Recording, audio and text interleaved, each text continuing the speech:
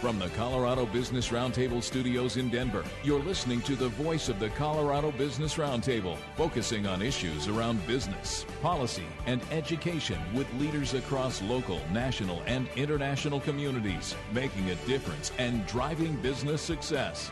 This is Connect and Collaborate on KDMT, Denver's Money Talk, 1690 AM. Thank you so much for joining us today on Connect and Collaborate, where we come together each day to introduce you to our network of business and community leaders and to discuss important issues that impact business in Colorado and the region. I'm Tammy Schaefer, your on-air producer, and this week on Connect and Collaborate, we're focusing on tax and fiscal issues that impact business in Colorado and on the national level. And today I'm very pleased to be speaking with Alfredo Ortiz. He is the President and CEO of Job Creators Network. Alfredo, thank you so much for joining us today. Tammy, thank you very much for having me on the show. So, Alfredo, I know you've kind of led the defense of small businesses from bad government policies, and you've testified before legislative committees on the impact of taxation and regulation on small business growth. You're very involved. I want to give you a chance to tell everybody a little bit about Job Creators Network. Yeah, absolutely. Well, thank you very much, Tammy. Well, I couldn't think of a better thing to have been doing for the past 4 years now that I've been leading this. I'm going on my 5th year. But, Job Creators Network was founded by one of our great American dream stories in this country, Bernie Marcus, who, for those of you who don't recognize that name, he is the co-founder of the Home Depot. And it's an amazing story because at 48, Bernie was fired from his job. He had a dream and a vision and an idea, and his management didn't believe in that same one, and so he was fired from that job. But at 52, he came back and started the Home Depot with 2 stores in Atlanta, and he remembers all too well. And by the way, today the Home Depot now employs 400,000 people in this country, which is amazing. Wow. I think it's about a $100 billion business. But he remembers all too well what it was like to be that small business owner that had a dream, that started, with those 2 stores. He didn't even have enough capital when he opened those 2 stores to actually fill those stores with inventory. So a funny story is that the only inventory that actually existed was on the actual floor. All the boxes that were kind of on the 2nd and 3rd level of the big shelves were all empty boxes. Oh, my goodness. But that's, Bernie kind of being the marketer that he is. But, today, he's 88 years old, and it's amazing. I pray that I have a quarter of his energy at that age. I mean, it's unbelievable. And he just every day wakes up thinking, how can I really help the American public? And how can I help our small business owners across this country? And so, this really was his vision and his idea to really be able to create an organization that really represented the voice of, Main Street small businesses across this country. And, it's amazing, right? Because there are about 30 million of these small businesses standing across the country that employ almost 60 million people. So we're talking a community of 90 million people directly. That doesn't even include the family members, right? So when you look at it, it's a terribly important group of folks across the country. 2/3 of new job growth is in the hands of these small businesses. And I have to tell you, they are back and excited and enthusiastic about their future with the Tax Cut and Jobs Act that just passed in 2017. And we were very proud to be part of that fight and to really be leading, along with others, Newt Gingrich and others who really were part of that fight to make sure that this happened for our small business. It took 31 years to, for that fight, but we were really happy to be part of that at the end of last year. Right. Job Creators Network really came out early as an organization suggesting that tax cuts would benefit America. And now that the Tax Cut and Jobs Act has passed, what do you hear from businesses? What's their response, and how are they going to move forward? Yeah, absolutely. That's a great question. So, as I mentioned, our network really are small business owners across this country, and our members, are saying enthusiastically that they support that. In fact, Job Creators Network did a small business survey just last week. We released this information, and about 70% of the respondents viewed the recently passed tax cut legislation favorably, and about 60% of them said that they would help their businesses to grow. And we really believe that that's just so critical. When you look at the overall opportunity that creates. Because where are they going to invest it? How are they going to invest it? They're going to invest it not only in growing their own business through, let's say, say, buying more capital or buying more equipment, but really most importantly is putting it right back into people that really they call family. And that's the one thing that anybody who's a small business owner listening understands, that, their employee is family. I mean, it's the extended version of their family. So they're putting it right back into wages, bonuses, into benefits. I had one member that said, he has about 10 employees, and across the board, he gave about a $3,000 to $4,000 increase in just their salaries, and then bonuses on top of that. Wow. And so it's really just, the optimism is back. A few years back, we started a tour called the Bring Small Businesses Back tour, and we actually swung through Colorado. But even before that, I was going around to different conventions and stuff like that where small business owners were present. I would just sit at a table and talk to them, and they were downtrodden. They would just say to me, Alfredo, we're like one regulation away from just calling it quits. We just can't, between this environment of overtaxation, overregulation, and lack of access to capital and credit. We just can't do it anymore. And that's what I heard, like 3 years ago. And today it's just so different. They're looking forward to investing. They want to invest. They want to grow. About a couple of weeks ago, I was out in Palm Beach, Florida, doing an interview. It was just a small little one-man shop, him and his wife, actually. And I started talking to him about the tax cut and what I was doing and what I did for that. And he thanked me, and he goes, I am so excited about it. He goes, in fact, he goes, there's a motherboard or whatever, a mixing board that I've been wanting to buy. It's an expensive piece of equipment. But now with this, I'm going to be able to expense it right away. I'm going to be able to do it. I feel the growth. It's going to be, it's going to be something that's going to really pay back. And, he goes, I think I'm going to be able to hire one more person now because of that, because I can expand my business. And these stories are just being told over and over and over. But unfortunately, Tammy, we're not hearing that. And that's the disappointing part of all of this, is that what you're hearing is things like, these are crumbs. This is Armageddon. Right. This is the worst thing in history. There's a black cloud floating over this. And it's sad, because it's people that should be rooting for the economy and our American, small businesses, men and women out there, and the employees that should be rooting for it. And it almost seems like they're rooting for the opposite. And it's just very, very sad to see that. Well, and that's been part of the argument on the other side, was that should this tax cut pass, that we wouldn't see it as wage increases. And it sounds like what you're hearing from actual business owners is that they're putting it right into employee raises. Yes, and we actually even did a survey even before the bill passed last year, because we wanted to ask small businesses, well, would you do that? And everybody was like, there's no way that they're doing it, but they are doing it. And the people who are saying that are people who really never ran a business themselves, who That's never signed the front of a check, just the back of a check. I had a small business myself. I had 2 people that I employed, and I have to tell you, it probably was over a year before I actually took a salary for myself. I paid my employees first. I paid my taxes first. I did everything right, but except I didn't pay myself, and I was putting everything on the line because I had a dream vision, just like Bernie did when he did Home Depot and all the other small business owners out there. They put everything on the line. And in many cases, they actually put themselves at the very back, and they put their employees first. And so, the survey that we did last year, and then confirmed again even this year, just last week, from last week's results, said the same thing. They are going to invest back in their businesses, primarily with their employees, through higher wages, higher benefits, and even in some cases more jobs, but also, in terms of investing in their business so that they can grow.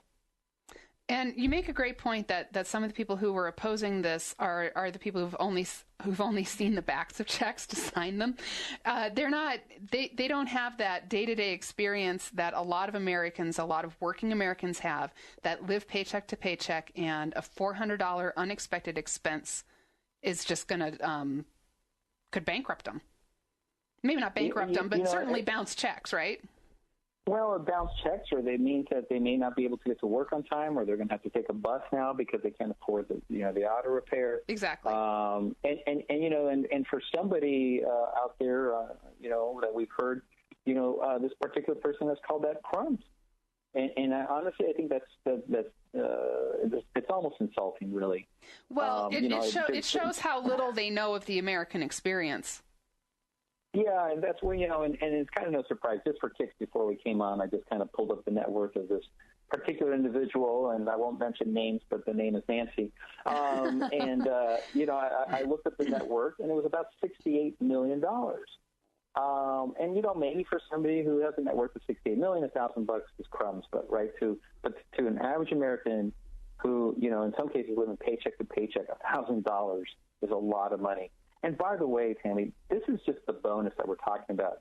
The real story, actually, that people aren't talking about are the increases in these wages and the minimum wages. And I'm telling you that I'm seeing over and over and over stories of these companies, small, medium, and large, that are increasing their minimum wages and their wages overall. In some cases, I saw one company that reported into us, they've gone from $10 to $15 per hour. So let me tell you. That's significant. Very significant. It's a huge. Well, if you're a full-time hourly worker, that's about 2,000 hours, right? If all of a sudden you go from $10 to 15 hours, that's an extra $10,000 for that person in their pocket, in terms of wages. Mm-hmm. Somebody goes from 12 to 15, $3, then 2,000, that's 6,000, right? Plus a bonus on top of it.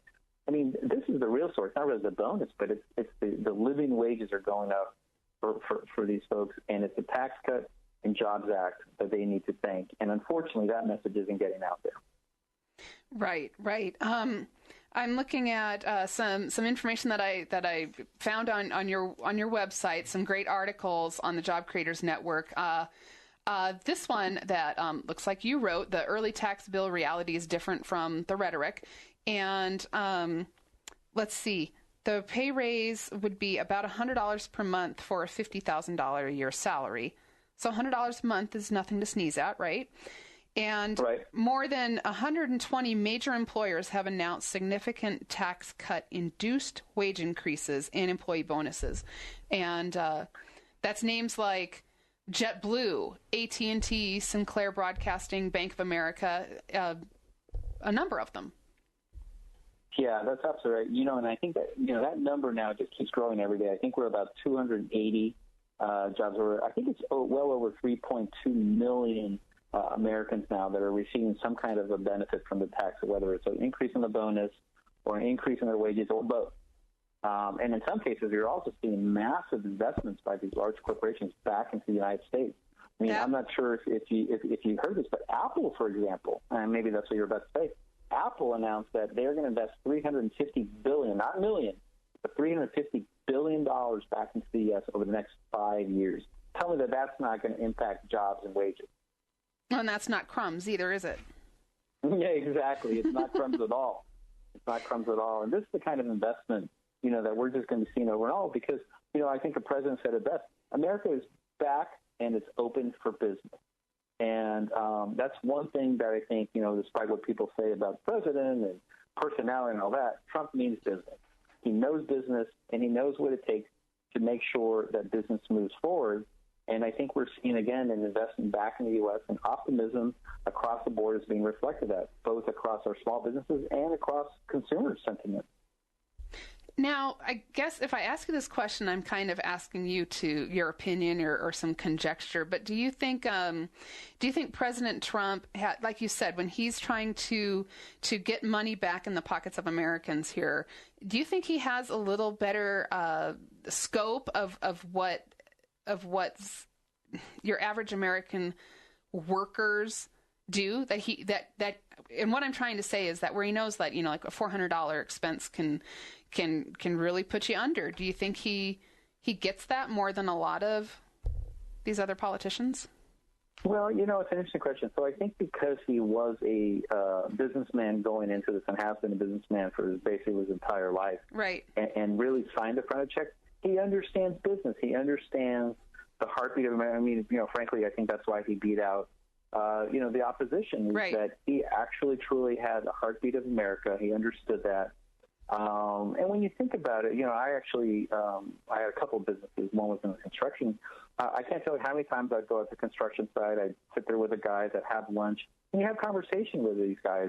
And maybe sometimes, they say some bad words here and there, but when you cut through all of that, you hear the actual heartbeat of America and what they really are saying, what they're thinking, And you hear these things where they go, gosh, the other day, my car broke down. I had a $400 repair bill. I can't afford to repair it, so I'm taking the bus. And this is, I think, what he heard, and then he would go out and speak with people. I think that's what he got. And so I really think he understands, what just the average American is thinking and feeling. And in this particular case, I think that's why, he's resonating, I think, a lot with folks, because they're actually even saying, I think even folks who may have even opposed him or may not like him go, wait a minute, I'm starting to see some bigger checks now because I just got a bonus, or I'm, and by the way, when the withholding, the new withholding tables start taking effect mid-December, people are going to start seeing better take-home pay. But I think people are saying, wait, I'm hearing this from what he likes to call the fake news, but I'm actually seeing this. I'm seeing bonuses. I'm seeing job postings. I'm seeing potential increases now being announced, in my company. Mm-hmm. And so I think when people start seeing reality versus what's being the proposed reality, I think it'll be a very interesting November this year. Interesting point. I'm talking today with Alfredo Ortiz. He's the president and CEO of the Job Creators Network, which is a bipartisan organization founded by entrepreneurs to really work against bad government policy and educate the public on what can work best, I guess, for the American worker, right? Right, Alfredo? Yeah, that's absolutely right. And, and I'm glad you brought up the bipartisan piece. I mean, people will probably say, oh, it sounds like, he's a Republican. And look, truth be told, I am a Republican. But from an organization standpoint, what we're talking about, this applies to whether you're a Democrat or Republican, independent, whether you're black, Hispanic, female, Asian. I mean, when you talk about small businesses and the challenges that small business owners had, when I did that tour a couple of years ago, and we followed up last year with a tour, and by the way, we're going to be going out again this year, and I'll talk about that in a second, on our kind of year 3 of our tour, we would see at each of these stops, people would get up, and they were Democrats, they were Republicans, they were independents, and they were all expressing the same thing. I remember a couple of people would stand up in the audience and be like, look, I'm a Democrat. I kind of see how your organization maybe leans more on the free enterprise side, i.e. conservative. But everything you're talking about, over-regulation, over-taxation, a lack of access to capital and credit, I'm feeling as a small business owner. This is not a Democrat issue. This is a business issue, and I'm dying out here. Mm-hmm. And this is what we were hearing. So I honestly was very disappointed that not one single Democrat voted for the Tax Cut and Jobs Act. I would have really thought that I had hoped that there would be at least one Democrat out there that believes in the American public and believed that the best way of returning prosperity back to the country was to take the hands out of government and out of D.C. and put it back in the hands of the American public, mm-hmm. whether on an individual basis or whether it's on a business perspective. So we were talking about the Tax Cut and Jobs Act that passed, and that you're talking with actual employers, business owners who say they're able to increase wages or give out bonuses right now. And you were just mentioning the new withholding tables will be in effect, I guess, for the paychecks coming around February 15th, right? Do you think That's right. Do you think these employers who are going to be able to increase wages due to the tax cuts are going to be able to spell that out to the employees, or do you think they're going to? Yeah. That's a fantastic point, a fantastic question. There's actually an opinion editorial that was put out by Andy Presser in the Wall Street Journal just the other day that actually talks about that. We need employers to have these conversations with their employees. Why are their paychecks going up? It's mm-hmm. because of the Tax Cut and Jobs Act. And that's actually part of why Job Creators Network was also founded, because we need to help employers with that conversation. How do you have this conversation with your employees? How do you educate them on these facts? How government policies impact their pocketbooks and their livelihoods on a daily basis? In some cases it's for the bad, but in some cases like this, it's for the very, very good. And, we encourage all employers, small, medium, and large, to have these conversations and help people understand why are they actually better off today than they were last year. Now, I have a question for you. Do employers, business owners, have the option to pocket that windfall from these tax cuts, or is it specifically wage-related? No. Look, they absolutely have the prerogative to do whatever they want with it, to be quite honest. But that's why when we did that poll, because leading up to the Tax and Jobs Act, what people were saying is, I don't believe you, Alfredo, that, these small business owners are going to invest back in their business. I think they're going to go out and buy a yacht or a Ferrari and go on these, beautiful, 5-star vacations. And no. We did a national poll of small business owners, and it showed proof positive that they were going to invest right back into their businesses in some way, shape, or form. About 70% it would be said that they would invest back either through hiring more people, increasing capacity, paying more wages, paying more benefits. I have to tell you, the rest of the folks said, I'm going to pay down debt. Because quite frankly, I had to take on so much debt to keep my company going because of the high regulations and the high tax environment that I had to keep taking debt out. And so some of them are paying out. And by the way, Tammy, I have to say, if somebody decides to go out and buy a nice car or take a nice vacation, I'm glad for them. Right. I'm not quite sure why in this country all of a sudden, it's like if you're successful, it's a bad thing. We got to remember what people did to start these businesses. They put everything, in many cases, everything that they owned on the line for a dream, right? I mean, I have to tell you, in my case, I took out equity lines of credit, credit cards, mortgages, right? I mean, I put everything on the line so I could fund payroll, so I could pay people. I wasn't paying myself. I was paying my 2 employees. And I can't tell you how many times, I would rush to the mailbox hoping that there was a zero-interest credit card where I could transfer from one to the other and keep that as my float because I couldn't get access to credit. Right. And so, you know what? So I say good for you. If you're going out and you're a small business owner, any owner, and you're actually enjoying the fruits of your labor finally after years of kind of holding back. Right. I think that's great, and I think it's well-deserved. It is honestly, well-deserved. I think it's about time we stop, apologizing for success. Or to take a break, for crying out loud, because it seems like America is really like, you've got to be on that treadmill, and if you're not on that treadmill, you're not even trying hard enough. Yeah, well, that's true, and that's probably a topic for a whole other day. That's a culture discussion, right? Media. that's a social media issue, I think, that's causing that. But that, again, another day discussion. Yeah. So we are looking toward the State of the Union address tonight, right? From President Trump. What do you anticipate being brought up? Yes. Well, I think, the main thing that he's going to hit on, I think, is jobs and the economy. I do believe that, his overall theme of building a safe, strong, and proud America is going to be, the primary theme overall. Like I said, jobs and the economy is going to be one of the issues. He's going to talk about infrastructure. He's going to talk about immigration, trade, and national security. Obviously, my area of focus and expertise really is on the jobs and the economy. And, quite frankly, I think he's going to take a little bit of a victory lap because of the Tax Cuts and Jobs Act, and he should. He was the one that pushed for it. He believed in it. We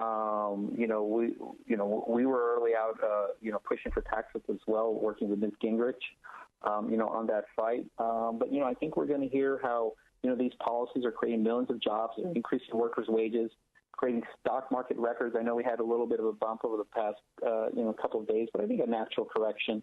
But increasing value of savings accounts, retirement accounts. America is back, and the American dream is back, and I think it's going to be an optimistic message. I'm looking forward to it. I know our small business owners, we had a conference call last week. We're looking forward to what that message is going to be. And, I think it's going to be, well received, and I think bipartisan in nature. And hopefully, the Democrats, are open to some of the stuff that he's going to be recommending, especially on infrastructure, for example, which is so important, for our country. I know it's, a trillion or over plan, I believe, is what I'm hearing he's going to talk about. And so, I'm excited, personally, and also as President of Job Creators Network. Yes, thank you so much, Alfredo Ortiz, president of the Job Creators Network, for joining us today as we're talking about tax and fiscal issues. Stay with us. In the next half hour, we'll talk with Tim Jones, past Speaker of the Missouri House, talking about how money walks.